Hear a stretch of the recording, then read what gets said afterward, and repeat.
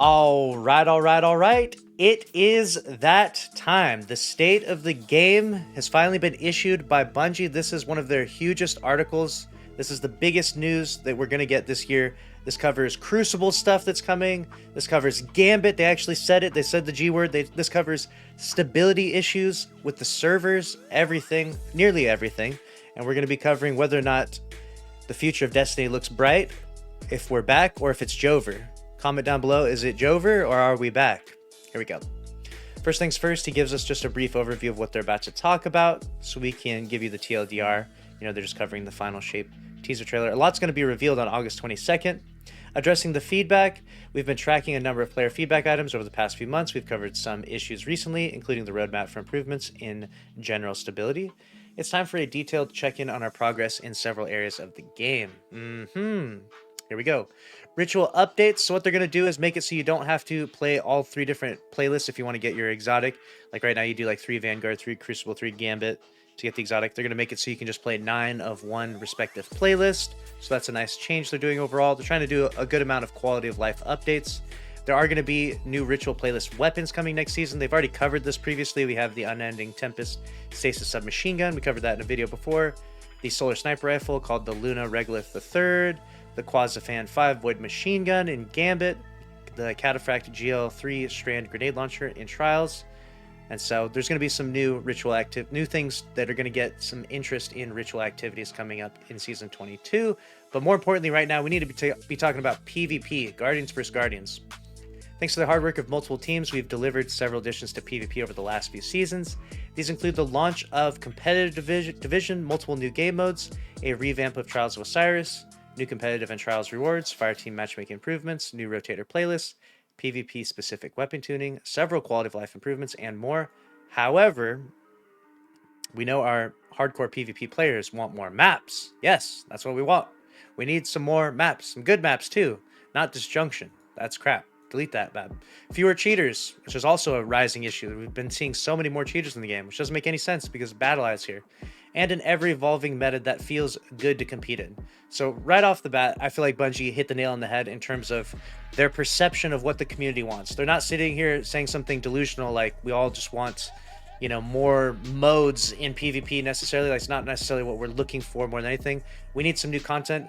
We need something to grind the game for. The game needs to feel good. We need fewer cheaters, more maps. I also would throw in here more new guns, but, you know, I digress, I suppose. The most frequent feedback we see is that there's just not enough new PvP content, specifically new maps, to set expectations. Our studio structure is built to support more overarching updates to PvP like the ones above, rather than focusing exclusively on maps. Well, you guys need to start hiring some more people then, because we need some Crucible maps.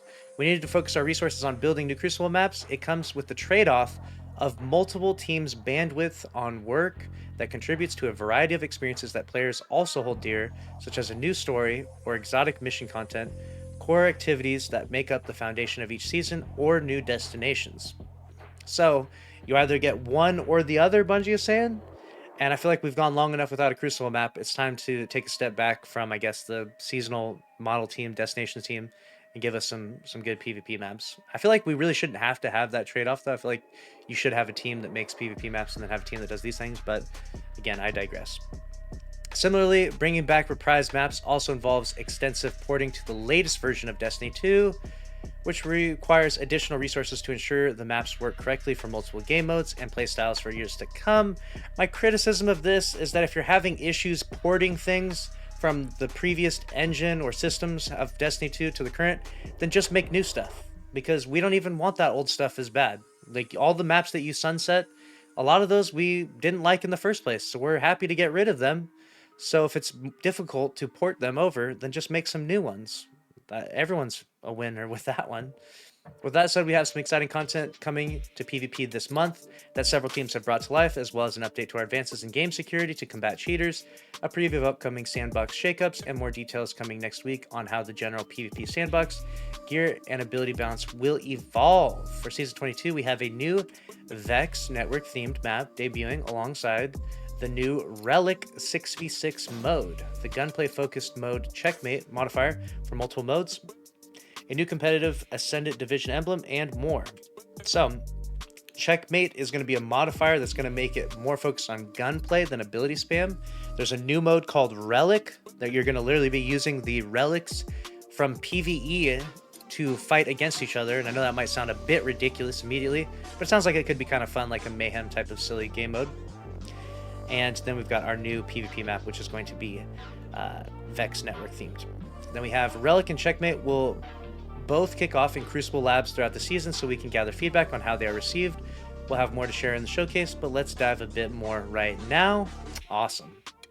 The map is called Multiplex, and this is a view of what it looks like. Looks pretty cool to me.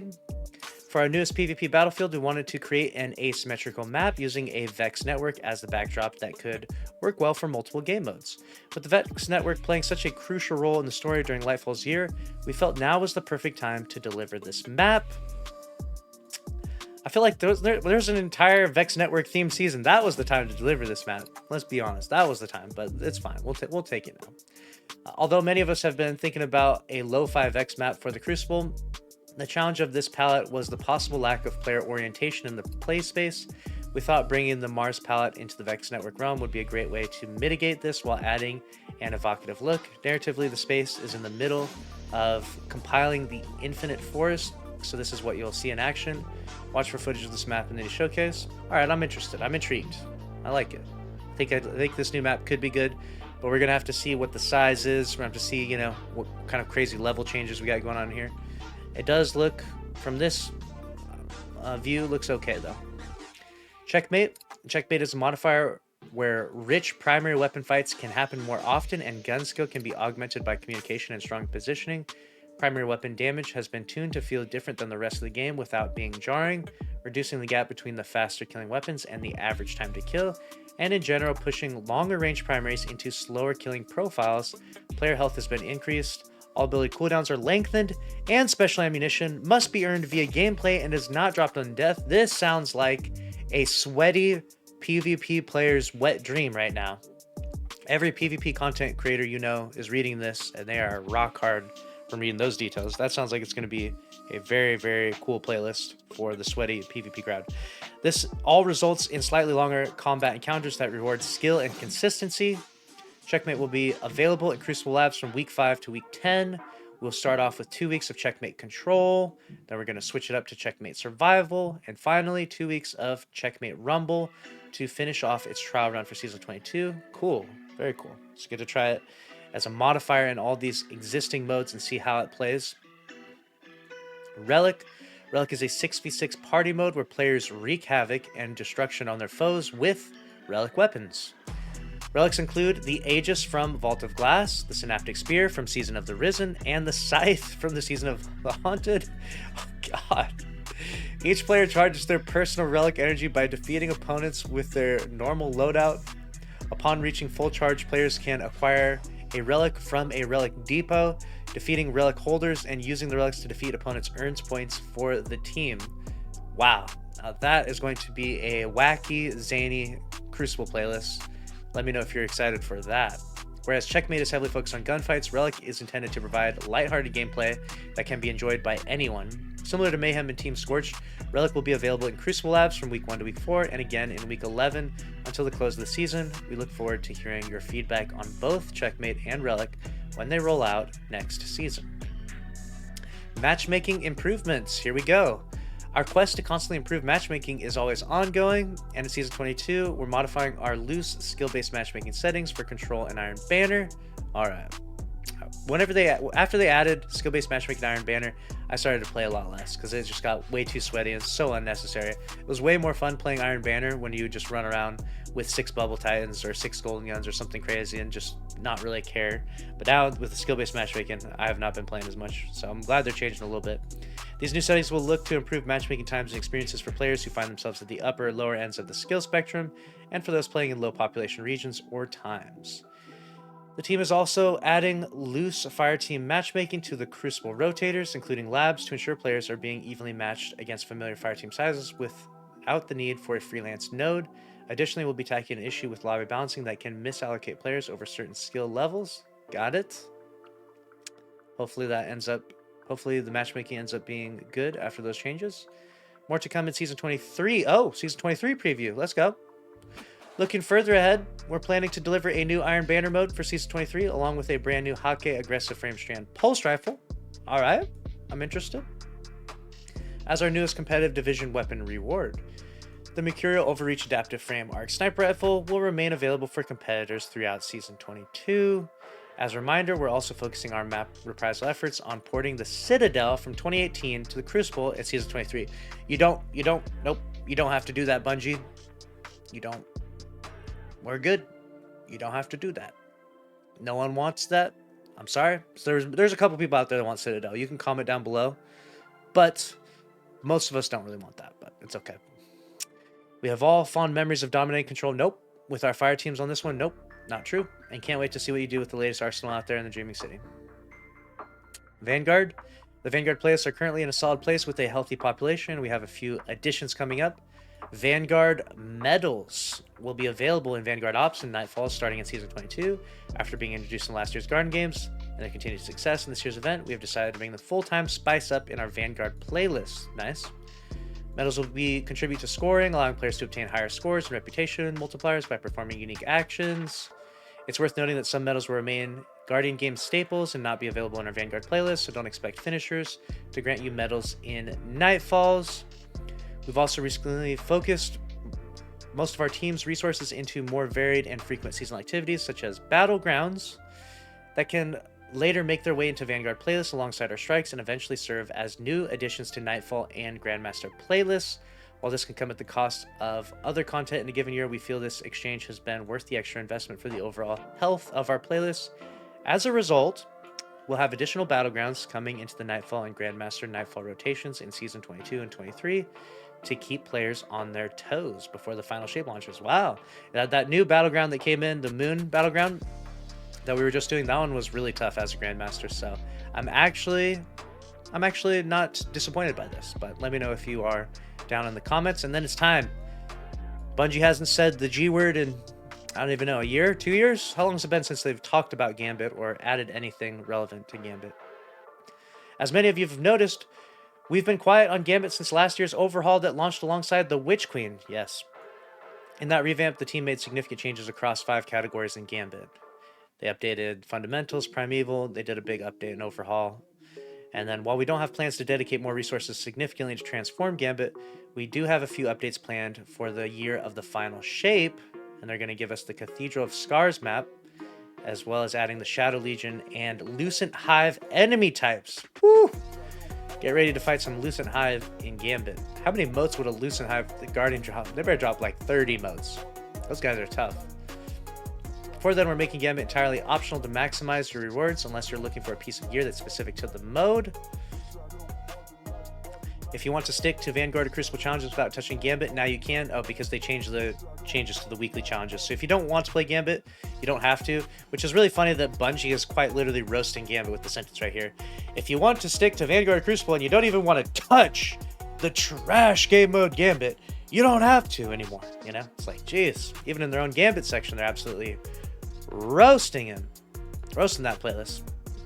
We're also reducing the number of Gambit-specific seasonal challenges starting in Season 22. The Gambit population is about to absolutely tank. I mean, the Gambit population is about to nosedive down. No one's going to be playing this soon here. They're adding Fire Team matchmaking to Gambit, which should help with, now there's not, instead of the freelance node, we'll keep an eye on reception and player engagement after additions to take place. So Bungie has mentioned how Gambit is just not popular in this article as well. And I think that there's a chance that Gambit does get thrown in the DCV eventually. I'm not saying I necessarily want it in there. I would only want it in there if it was replaced by something really cool and exciting, because I don't want just less content in Destiny 2, but Gambit is definitely on the low. Let me know your thoughts about the Gambit section in the state of the game. Armor set rewards. So, if you don't know, players have pointed out that we didn't release a new armor set for the Ritual playlist, Vanguard Crucible Gambit, as Lightfall previously called out in our yearly release schedule. Yeah, where's our armor set that we were promised, Bungie? They said we are amending our delivery plans for how often we refresh these sets and no longer creating a new set for every expansion. Lame. Lame. Less content. Big lame. but they are giving us a new Trials of Osiris set starting next season, and this is what it's gonna look like. This is got like a bear theme. I like this, like the bear fur right here, like the bear head. I kind of like that, but it's lame that they're just basically committing to less content. They couldn't keep up with the amount of content promises that they made in the past, so they're just like, yeah, you know what, we're just not doing that anymore. So it is what it is. Not a big fan of that point overall. Next up, we're going to talk about game security. Our security team works to prevent cheaters from ruining the experience for legitimate players. And so here are some changes from 2023 that we can share with you about the ongoing mission to protect players from cheaters. So what they've done is they've gone through the entirety of people who are using cheating software, people are using cheating devices like Zim and CRONUS Zen. You're only supposed to be able to use those for accessibility.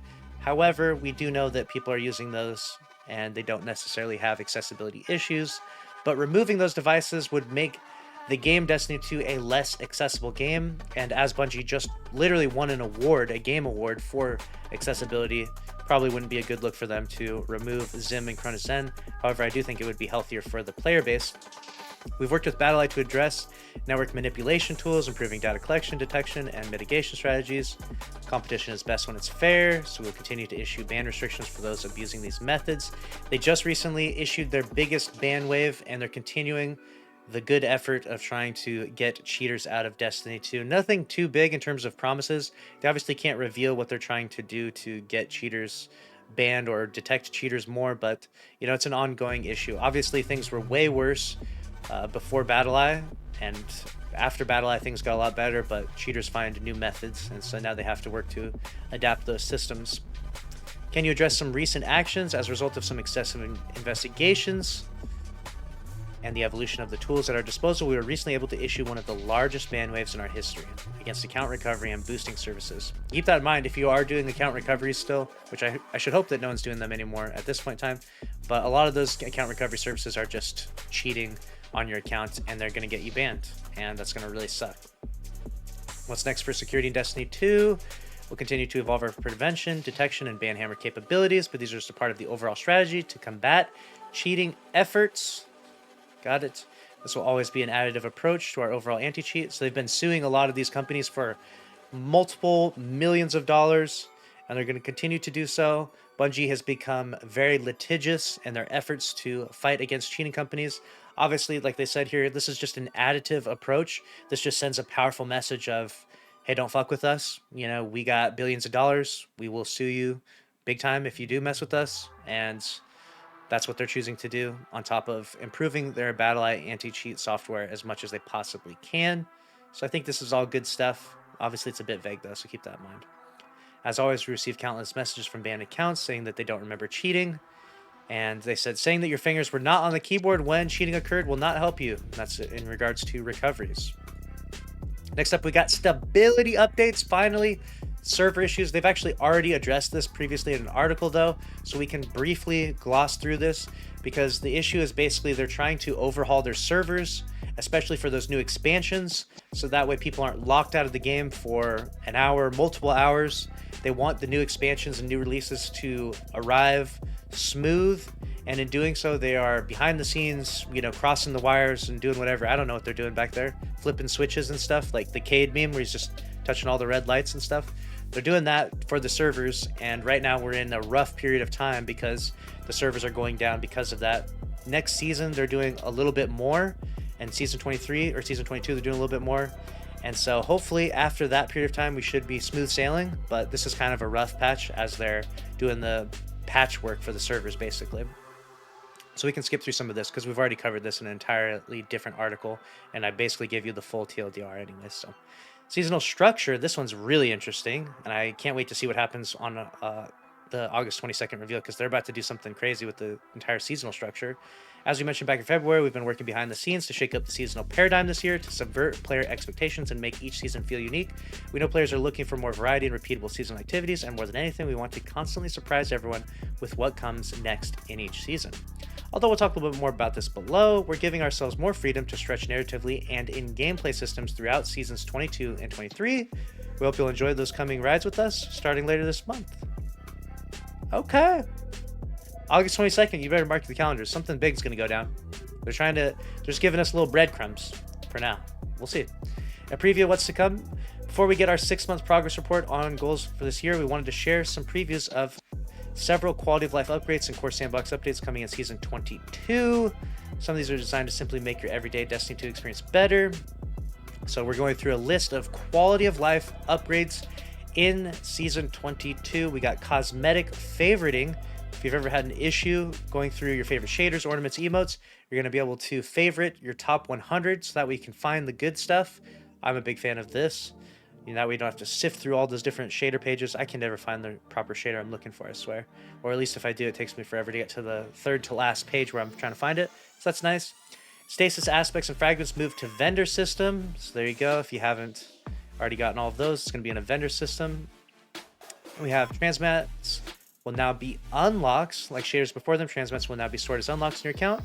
Rather than consumable items, feel free to change transmats at will without needing to grab copies from collections or find them in the wild. Nice. They're doing a Wish Ender pursuit improvement, so you'll have a quest for the Wish Ender. A resources tab is added to the collections. This is nice. I'm a big fan of this. Resources tab, the collections, awesome. Iron Banner challenges split. We have with Pinnacle rewards not being as big draw as they once were season over season. Since Season of the Deep began, we felt it was time to split the Pinnacle acquisition and reputation multipliers we added back in Season of the Haunted. Starting Season 22, Iron Banner will have 2 different stacking challenges each day. One for players who just want the reputation multiplier, which does not require using specific seasonal subclasses, and one for players who are going after the Pinnacle rewards, which does require using seasonal subclasses. Nice, that's awesome. So if you want to just play the class that you like, do that, then we don't have to play the exact one that they require you to. That's cool. You get to play your own way in Iron Banner. I like that. Ritual rank ups immediately, dating all the way back to Season 3, Ritual reputations.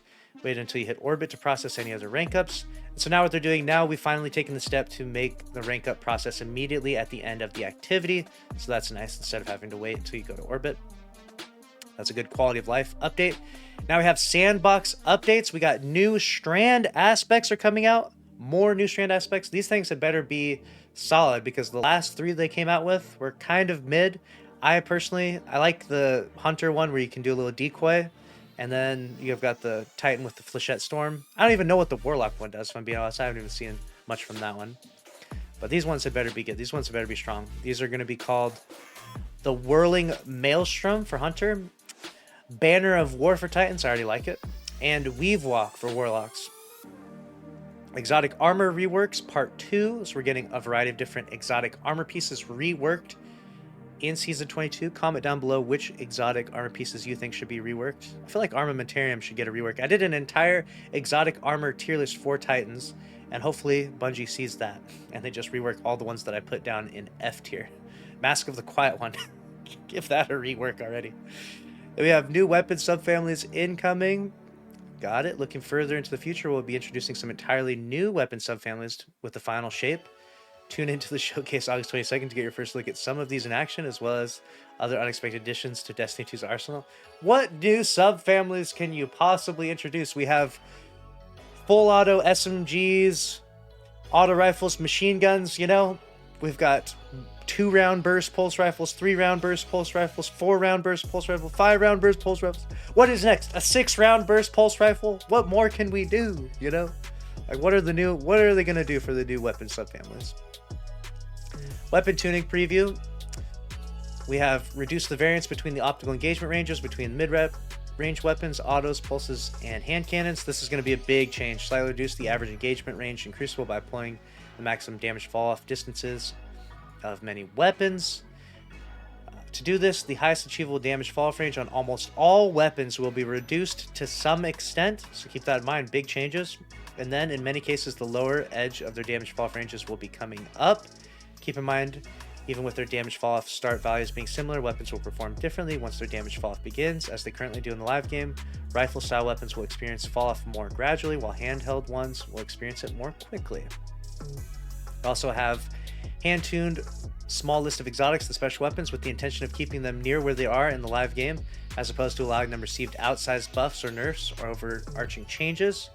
I'll share more info in an article, and an upcoming weapons article. You got it. Hopefully that's next week. That's going to be nice. In addition, we have a lot of other things coming forward in Season 22. This is not a comprehensive list, but we wanted to give you a sneak peek. Hand cannons will see an increase to reload speed, PV damage. Sword, full power heavy attacks will be usable with any non-zero amount of sword energy. Sword guard is being buffed in several areas. Touch of Malice is getting some tweaks. Okay. Very nice. Perks Bipod, we've already talked about. Envious Assassin, Under Over, will become much more useful in Season 22. Very nice. Alright, reinforcing our goals for this year. About 6 months ago, they laid out their plan to achieve 4 main goals for Destiny 2 in the previous state of the game. So let's see if they have fulfilled their promises. The first one is expand players' imaginations. We'll go through that. The second one is bring challenge back to Destiny. The third is enrich our content. And the fourth is connect our guardians. And they've got some new stuff here.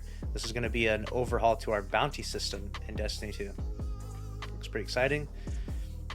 So first up, they have expand players' imaginations in LIGHTFALL and Season of Defiance. We transformed many of ways players typically interact with the game, from core systems and build crafting overhauls to streamlining seasonal currencies. With Season of the Deep, we replaced the typical vendor upgrade model and introduced the new deep dive activities and pressure trials, which represent fresh experiments for Destiny 2 that we believe are worth the investment. While there's always room for us to revise and improve, the community's response has reinforced that we're on the right track with norm-breaking efforts like these, and we're rolling out something very new and different in Season 23. Okay. Season 23. Things are about to get very spicy for the seasonal model that they're doing and the seasonal activity. They don't want to spoil anything for the showcase. All will be revealed on August 22nd. Very, very nice. We've already proven this in the Season of the Deep with the revelations of the Witness Origins, substantial lore drops throughout the season of New Moon, and the implications of where the Guardians go from after the final mission's cutscene. Yeah, their storytelling has been actually pretty good this season as well. And one big note that we're going to cover here is the final shape in its raid will provide a climactic conclusion to the Light and Darkness saga before we look ahead to what comes next in Destiny 2. So be ready. It's not over. It's not Jover just yet. Bring challenge back to Destiny. Although we were a bit uneven on this one at the start of the year, we feel we achieved this goal after making additional tweaks based on general feedback at LIGHTFALL's launch. Following the success of these changes, we're confirming today that we also won't be raising the power cap in Season 22. So they're not raising the power cap. They nerfed resilience down from 40% to 30%. And we obviously have very difficult activities in the end. We got battlegrounds, like we talked about the Moon battlegrounds, Grandmaster and stuff like that. This will be the case throughout the Season 22, and your artifact power will still be as important as ever. For those craving even tougher challenges, we raised the bar on Grandmaster GM Nightfall difficulty this season with our first SAPS Battleground GM, which we will make an additional appearance before the end of the season for those who didn't get a chance to take it on for the first time. Very nice. I think they did an okay job for increasing the challenge a little bit in Destiny 2 with some of these activities. Let me know if you agree or disagree. But they have, to some degree, I mean, they fell short definitely with Root of Nightmares, but in other ways they did succeed. Enrich our content based on feedback throughout the year in Witch Queen. We knew players wanted more exotic missions, and so we got like the exotic Vexcalibur mission, which was pretty good. Season of the Deep brought the Whetstone exotic mission to deep divers in search of new Wicked Implement exotic scout rifle.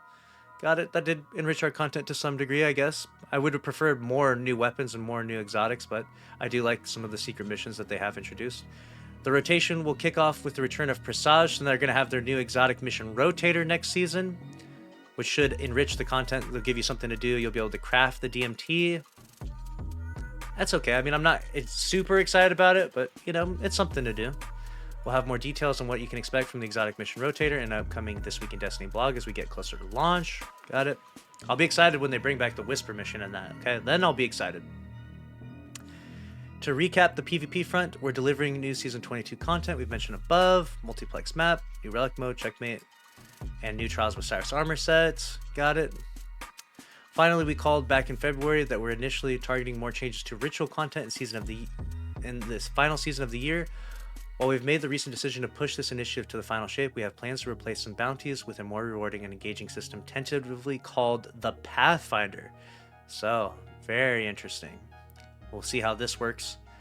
It'll probably be a way to play the game how you want and progress and get to engrams and get XP in your own unique way rather than trying to sort of forcibly push people into bounties. And I think this is kind of a system that Bungie and that Destiny really needs and has been needing for a while. So I'm actually really looking forward to this Pathfinder. Then we have Connect Our Guardians, where they're going to be doing an LFG feature that's coming out in Season 23. That'll probably be one of the biggest and craziest things that they've done. And in Final Shape, we're making big changes to the progression system that'll help connect even more players and remove barriers, keeping friends from taking on the same content together. Interesting. We'll have more info on that in the showcase. Okay, thanks for bet. They just keep referencing the showcase.